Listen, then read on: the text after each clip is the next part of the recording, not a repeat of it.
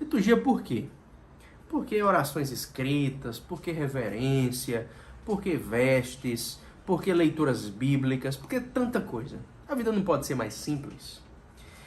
Às vezes, quando eu vejo as pessoas falarem sobre liturgia, pessoas que querem fazer uma defesa da liturgia, elas dizem que a liturgia diz respeito a ensinar, de que a liturgia tem essa complexidade para ensinar algo às pessoas, para elas aprenderem algo sobre Deus. Eu quero dizer que eu não acredito nisso. Eu não acredito que a liturgia é uma aula. E eu quero te ajudar a entender por que nós usamos uma liturgia. E também entender algumas partes dessa liturgia. Para isso, só o que eu peço é curta esse vídeo, se inscreva nesse canal. Fazendo isso, você vai me ajudar a alcançar mais pessoas como você. Então, vamos falar sobre liturgia. Eu quero dizer, em primeiro lugar, que eu não sou uma pessoa tradicionalista. Nós vemos hoje em dia pessoas que se colocam em dois grupos diferentes, dois estilos de adoração. Aqueles mais tradicionalistas e aqueles mais contemporâneos. E eu não quero relativizar as coisas, mas muito daquilo que é tradição hoje já foi novidade no passado. Então nós temos que tomar um certo cuidado na hora de tratar desse tema. Mas existem coisas sim que são tradição cristã e que vêm desde o tempo, desde a época dos apóstolos. É muito fácil uma pessoa que é tradicionalista desprezar aquilo que é contemporâneo, é muito fácil a pessoa que gosta e que vê o valor naquilo que é contemporâneo desprezar a tradição sem procurar entender o motivo por trás. Então, diante disso, eu não quero, mais uma vez, parecer tradicionalista nem relativista, mas a liturgia tem um propósito e dentro desse propósito, uma das coisas que a liturgia faz é edificar. E que a liturgia, ela, para edificar, precisa fazer sentido, como o apóstolo Paulo ensina em 1 Coríntios 14. Então, no último versículo desse capítulo ele diz: tudo, porém, seja feito com decência e ordem. Liturgia tem a ver com essa decência e essa ordem.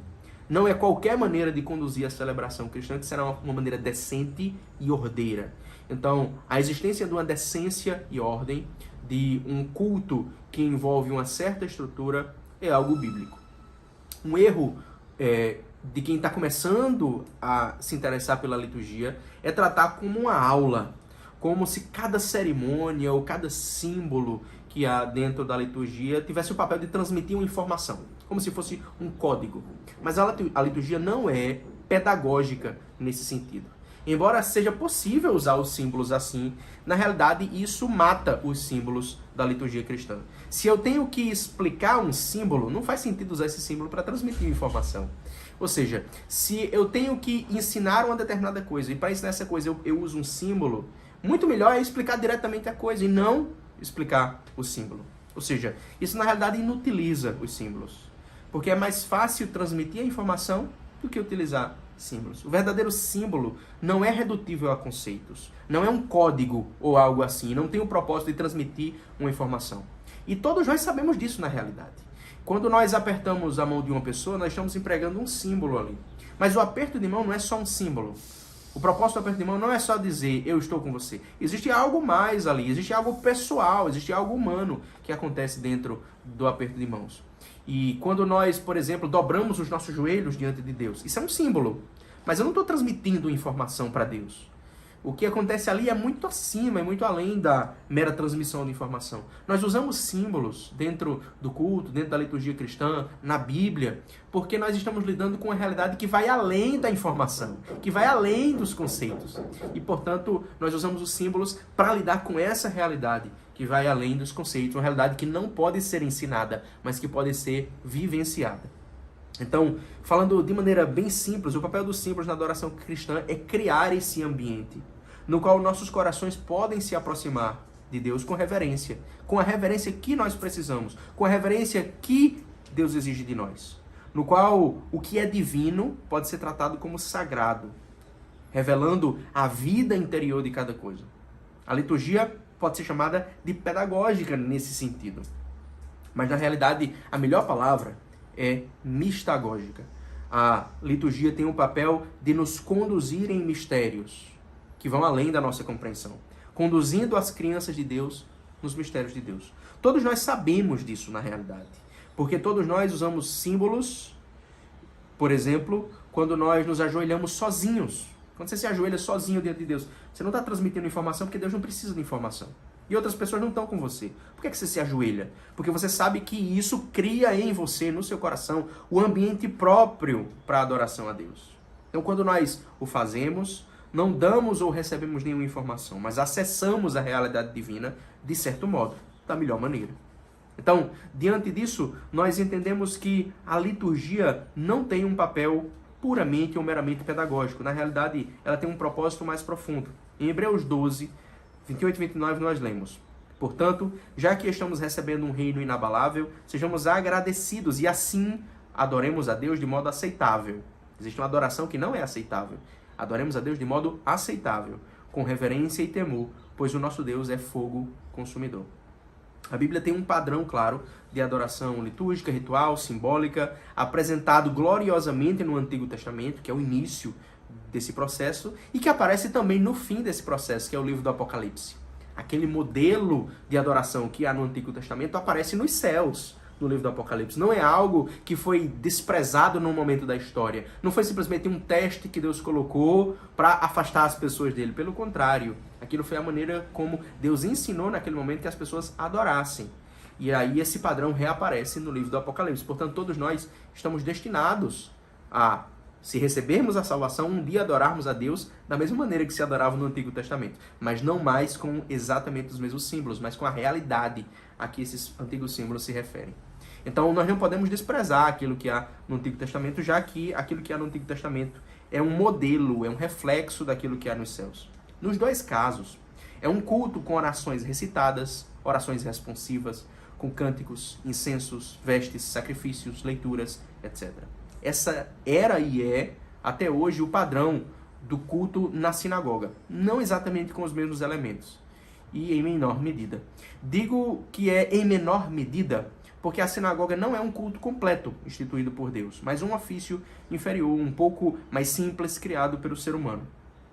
Ainda assim, Cristo participou, os apóstolos participaram e endossaram esse culto da sinagoga. E só deixaram de participar quando foram expulsos. Como mostra o livro de Atos, os apóstolos continuaram usando a liturgia das horas judaica. Na Escritura, há também uma forma diferente de adoração, de fervor e de entusiasmo religioso, de êxtase profético. Ao que parece, essa forma de adoração nunca foi coisa de toda a congregação de Israel, de todo o Antigo Testamento, mas apenas de pequenas comunidades proféticas isoladas. Ainda assim, ela é importante, porque aconteceu. Mas o cronista concebe o papel dos levitas, músicos do templo, como sendo também o dessa profecia. Não como uma forma paralela à liturgia, mas como algo integrado a ela. Então, quando o apóstolo Paulo, em 1 Coríntios, visualiza o carisma profético, ele o vê como parte do culto litúrgico. Então, nesse sentido, tanto no Antigo Testamento quanto no Novo, existe um espaço para a liturgia, para a ordem de culto, para os símbolos, para a riqueza simbólica, assim como para o carisma profético. No Antigo Testamento e no Novo, as duas coisas estão de alguma maneira integradas ali, seja idealmente, seja de fato. Então, nesse sentido, existe um papel tanto para a reverência quanto para a alegria, o culto alegre, o culto festivo. Isso envolve muitos gestos, por exemplo, nós já mencionamos aqui. A elevação do coração a Deus envolve também o rebaixamento do nosso corpo, mas também a elevação das nossas mãos.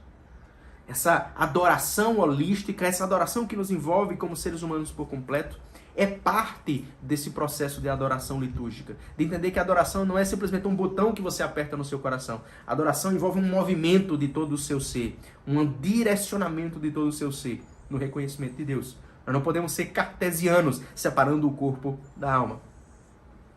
E nesse sentido, esses gestos envolvem muitos símbolos que não são bíblicos, como a aliança de casamento, o sinal da cruz que a liturgia anglicana ensina a fazer na liturgia batismal.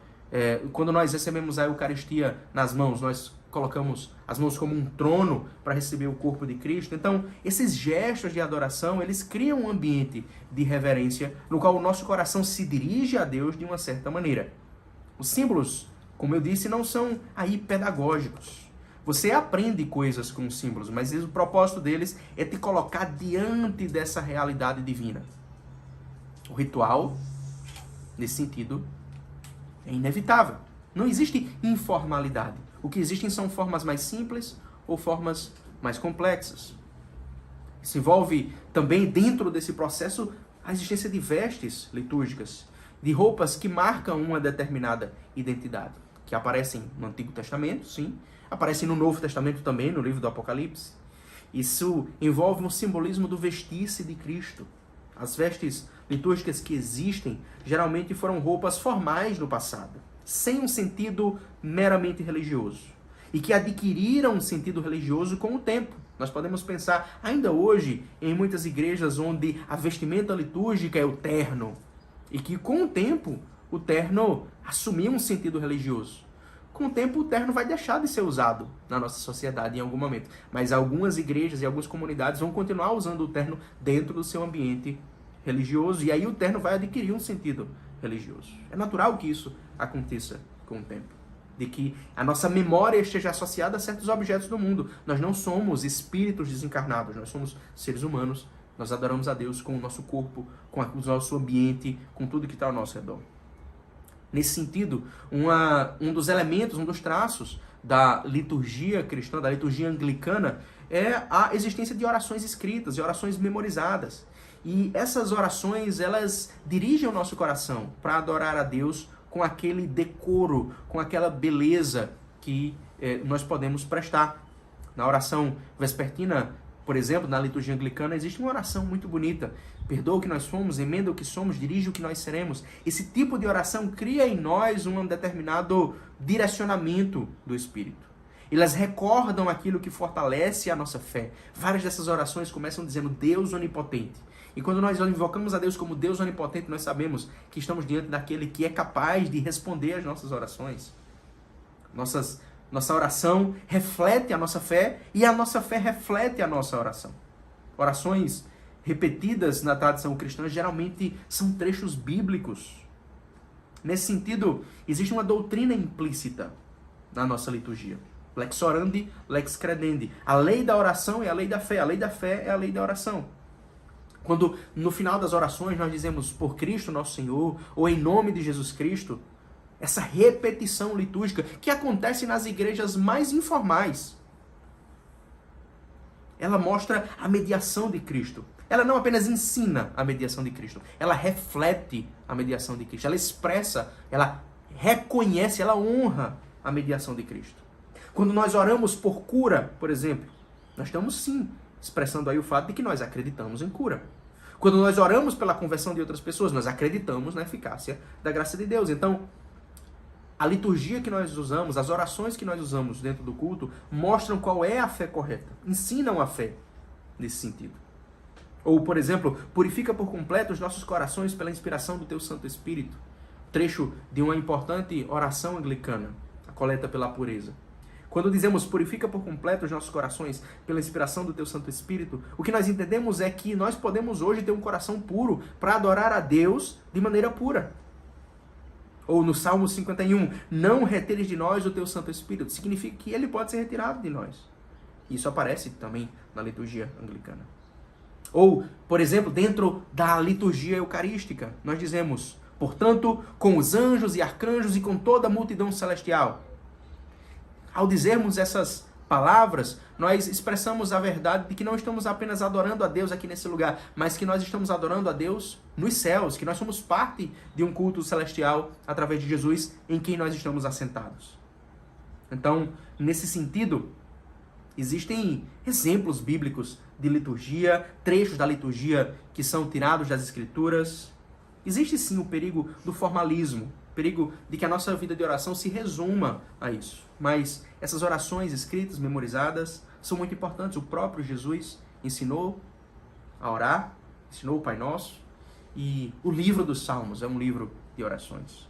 Essa liturgia escrita acrescenta variedade. Se você observar, por exemplo, as igrejas onde as coisas acontecem de maneira mais informal, a tendência é que os padrões eles sejam os mesmos sempre. Você pegar nessas igrejas, momento da bênção, É sempre a mesma bênção. Todo culto é a mesma bênção. Ou seja, embora a igreja seja informal, na teoria, na prática, se usa a mesma bênção sempre. Na minha igreja, por ter uma liturgia escrita, eu uso bênçãos diferentes ao longo do ano. Isso, ou seja, a existência de uma liturgia escrita acrescenta diversidade ao culto, acrescenta elementos que permitem que o culto tenha uma variedade muito maior, e por isso a nossa liturgia ela está sempre mudando. A existência de um padrão escrito acrescenta a variedade, não diminui a variedade.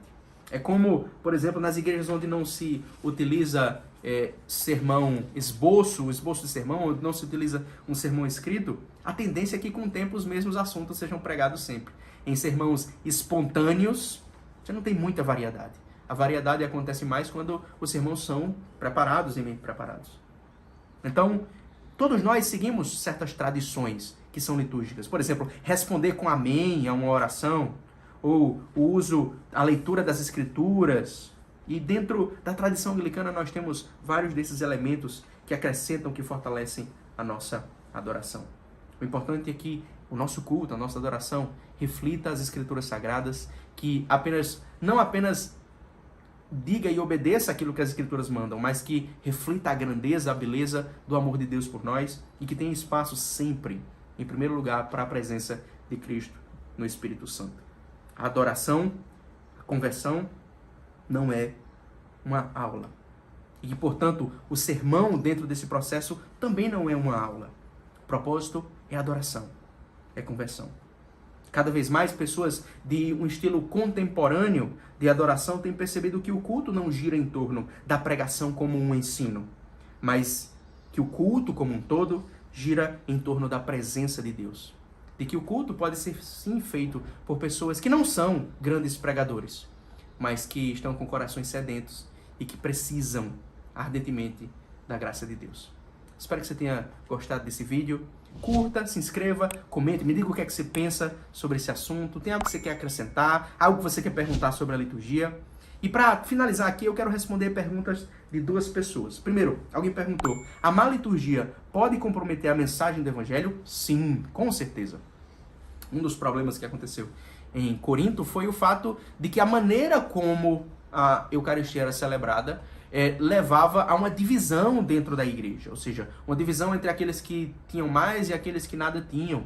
E nesse sentido, essa má condução litúrgica, essa injustiça litúrgica, levava a um comprometimento, sim, da mensagem do Evangelho. Então isso pode, sim, acontecer. A gente sabe que a maneira como nós pregamos o Evangelho afeta o Evangelho que nós pregamos. De que o meio afeta a mensagem. O meio não é neutro. O meio não serve para qualquer mensagem. A maneira, o ambiente, o instrumento que nós usamos para pregar vai afetar a mensagem que nós pregamos. E, portanto, a liturgia, como um meio também de pregação, afeta a mensagem que nós pregamos. Segunda pergunta. Igrejas que dizem evitar a liturgia estão certas? Veja, elas não estão certas, porque todo culto tem uma liturgia. Liturgia é uma organização, é uma sequência. E o que essas pessoas fazem é evitar uma liturgia mais tradicional. O que elas fazem é evitar uma determinada tradição, que elas associam a algo que não deve acontecer, ou que não pode acontecer, ou que não vai ser benéfico, enfim. Mas liturgia todos nós temos, todos nós seguimos liturgia. Nesses lugares as pessoas terminam a oração dizendo em nome de Jesus, amém. Essas pessoas respondem às orações dizendo amém. Então, liturgia elas seguem. Todos têm liturgia. Os cultos nesses lugares terminam com alguma bênção. Então, não tem como evitar liturgia.